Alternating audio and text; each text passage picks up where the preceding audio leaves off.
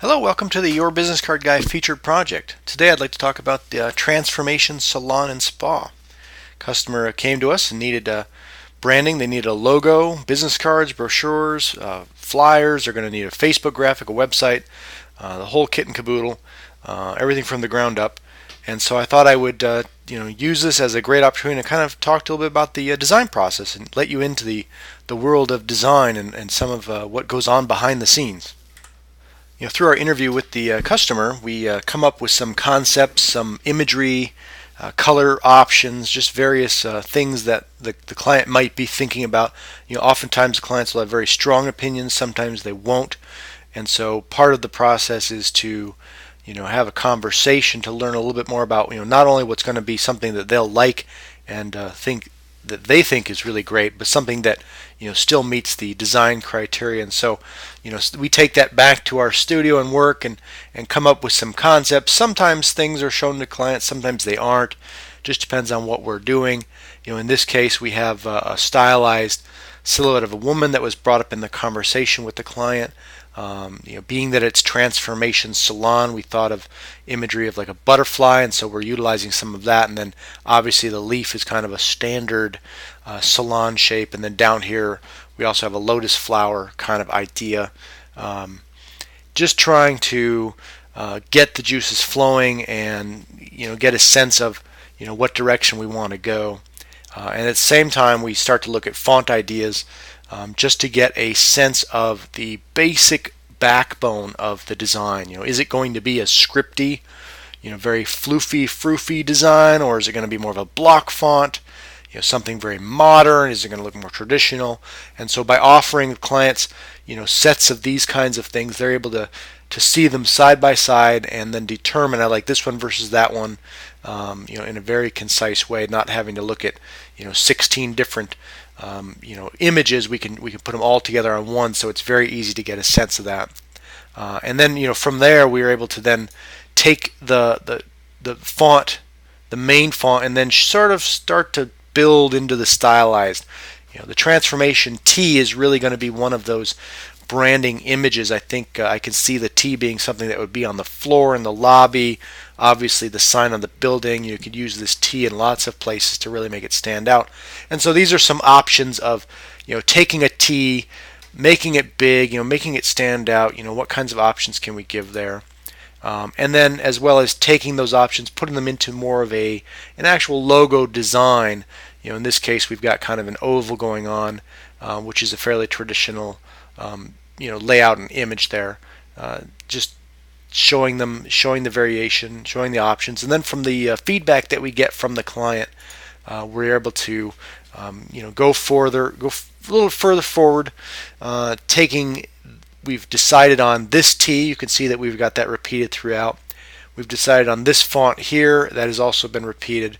And then now what we're doing on this set is deciding on the secondary font here of the style we want.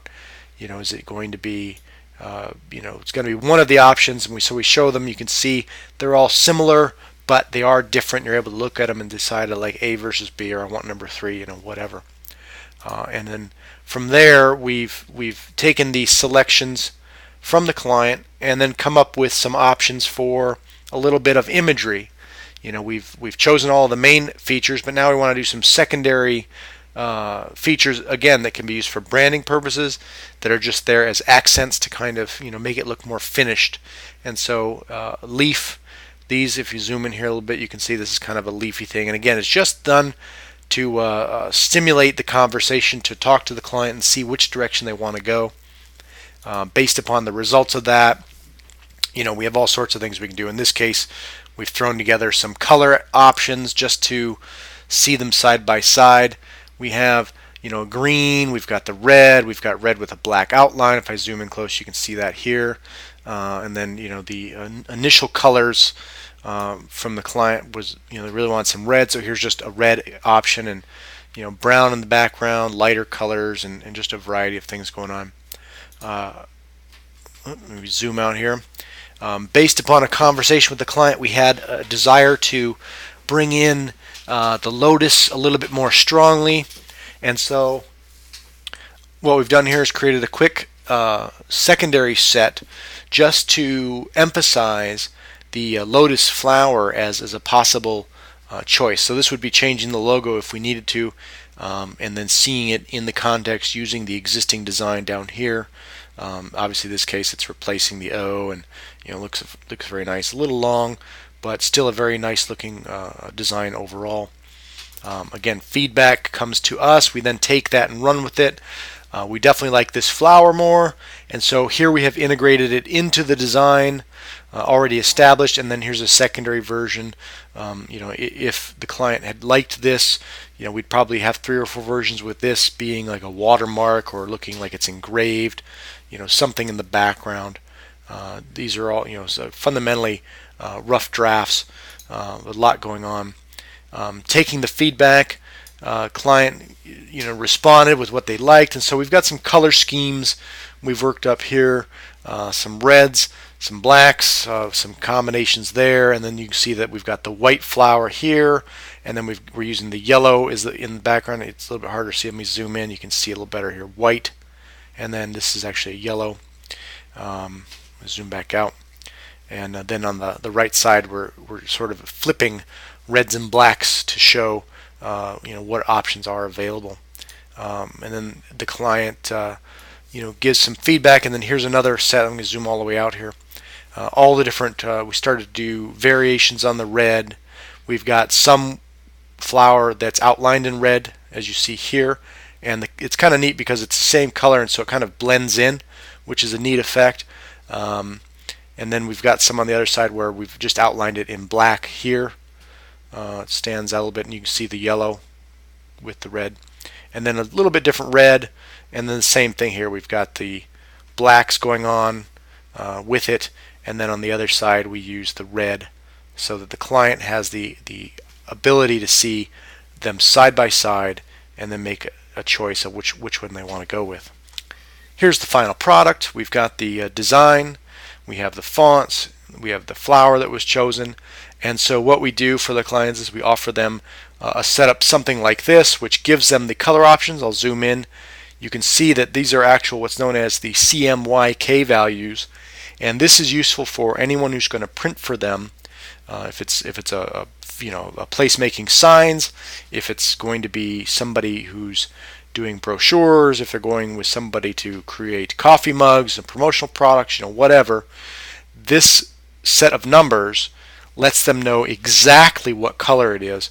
Now it will print differently, but at least they're not just picking some red that they have on their computer, and so you end up with 6 different reds, which obviously doesn't work for your branding.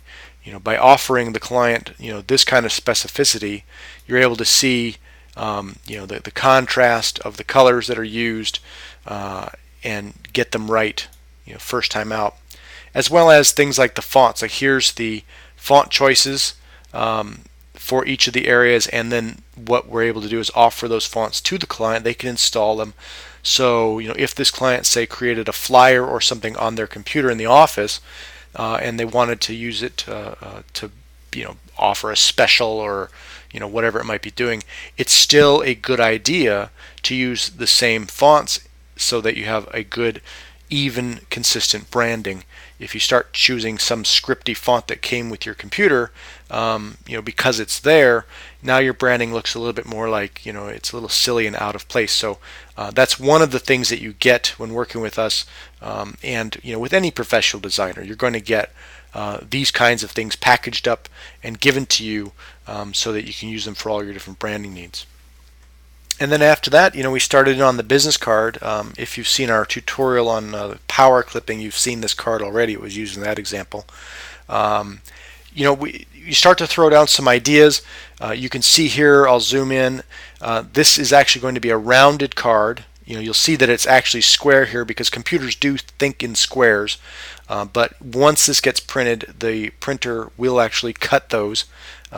And so they will have the rounded corners, which I think will be really nice for this client. Very classy looking. This red is obviously the same red as their logo. And then what we're doing here in the card throughout, it's using the same fonts here, so that while we have 3 different fonts being used in their logo, we're using those same fonts here so that we have consistent branding. the same lotus flowers being used as an image, and then you can see we have the T used here as a background to utilize that as a nice visual connection to the logo. And then after that we create some other options. We like to offer more than one so the client can see and pick what they like more than another. In this case we're using a nice natural curve, sort of to contrast with the logo, right, kind of following the bottom contour there. Very straightforward. And then a simpler, some more of a standard card, something you'd get, this would have just a color bar on the bottom, and this is just kind of a watermarked imagery here, utilizing that. And that gives the client 3 different options to choose from very quickly, and say I like A, B, or C. In terms of the rear, we have options as well. In this case it's a fair amount of space so that we can put other things here as necessary. This would lend itself to be written on. Excuse me. If we get an option, we can have it without a coating on the back so that people could write with a pen on here, write notes or something.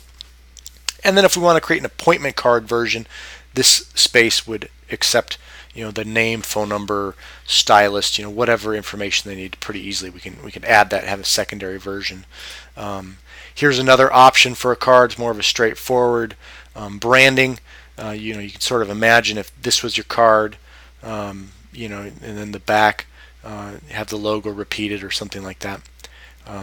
But again, each one of these backs is kind of meant to go with one of the fronts, so you have to figure out which combination you want. Here's a back that's very strong, looks very similar to option 1 here, obviously. And it's a repeat of the overall feel and imagery, the shadow effect, giving it kind of that cutaway 3D look. And then we did a black option as well, just to kind of if we want to go with a strong red front and then a strong black back, I mean that card could be pretty powerful. But again, some of those decisions are going to be based on what is the interior of the salon going to be. Are they going to use reds and blacks? Are they going to use more of a brown, and so the red's the primary color and black's more of a secondary color? I mean, those are the kinds of things that we take into account when working up designs and making final decisions. Well, I appreciate you taking the time to sit and listen about the design process. Hopefully it was interesting and you learned something. And if you need anything, do not hesitate to ask us. Obviously, you're on our website. You can check us out on yourbusinesscardguide.com. Hit the Contact Us button and send us an email. We'd love to hear from you. Thanks again.